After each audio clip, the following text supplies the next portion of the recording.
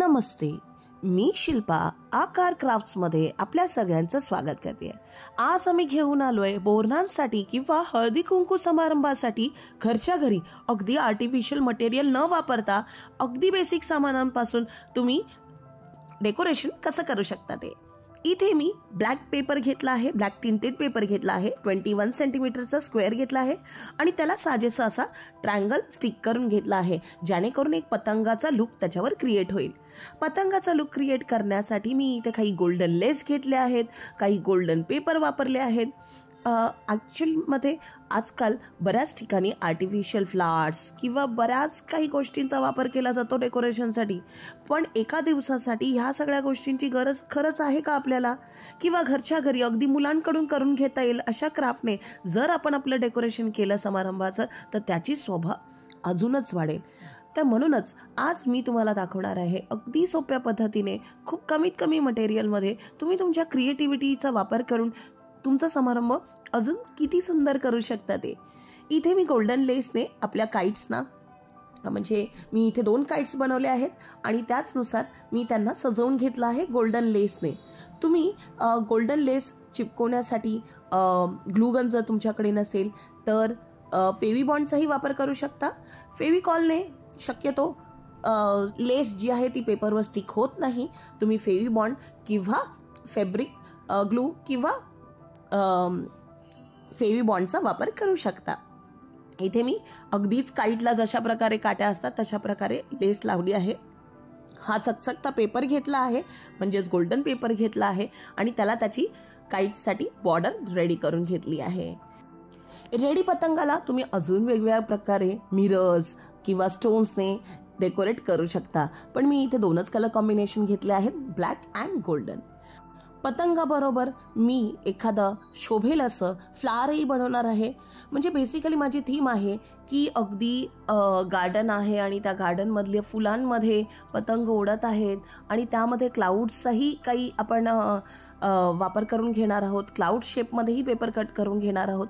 त्यामुळे इथे मी A3 पेपरचा स्क्वेअरला ट्रायंगल शेपमध्ये 3 वेळा फोल्ड करून घेतला आहे आणि त्यामध्ये अशा प्रकारे गोलाकार शेप ड्रॉ करून त्याला कट करून घेणार आहे।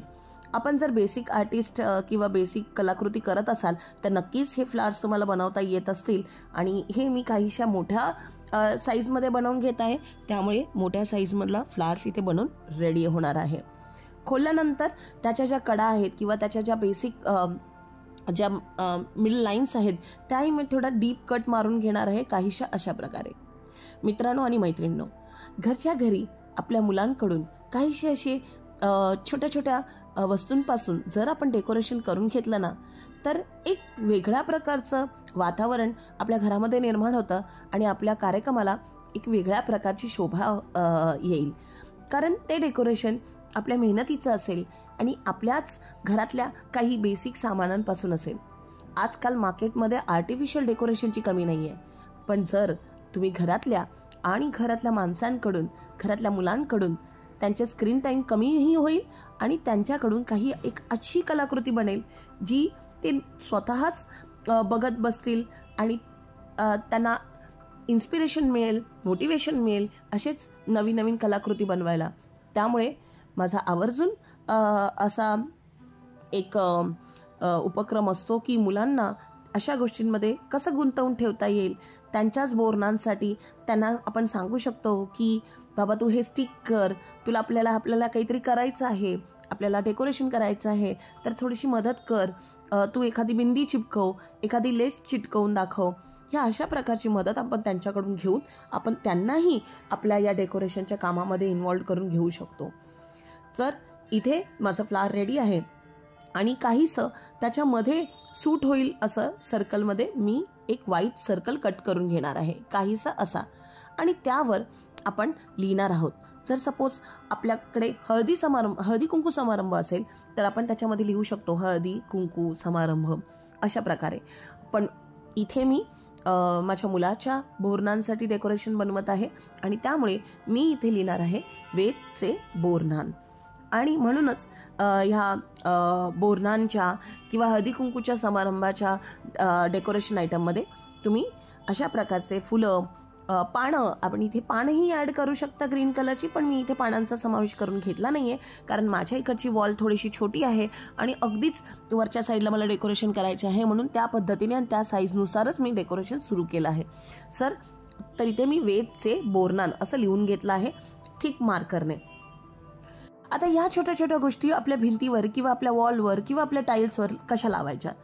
फॅब्रिकलिसचं एक ग्लू ड्रॉप म्हणून मिळतं आणि ग्लूगनने एक ड्रॉप मारला तरी भिंतीवर त्याचे काहीच परिणाम होत नाही. तुम्ही ग्लूगनचाही वापर करू शकता. अगदी जर तुम्हाला वाटत असेल तर 2A टेपचाही तुम्ही भिंतीवर हे स्टिक करण्यासाठी वापर करू शकता. हे काहीसं मी माझ्या भिंतीवर हे अशा प्रकारे स्टिक करून घेतलं आहे. तुम्हाला आमचा हा व्हिडिओ आयडिया आणि डेकोरेशन आवडला असल्यास कमेंट बॉक्समधून नक्की कळवा. आणि हो, आमच्या नवीन चॅनल्स जसं ड्रॉइंग आणि क्राफ्टसाठी जे 2 वेगवेगळे चॅनल आहेत त्यालाही तुम्ही व्हिजिट करू शकता. भेटूया अशाच नवीन नवीन आयडियासह पुढच्या व्हिडिओमध्ये. तोपर्यंत क्राफ्ट करत राहा आणि ड्रॉइंग सुरू करत राहा. धन्यवाद.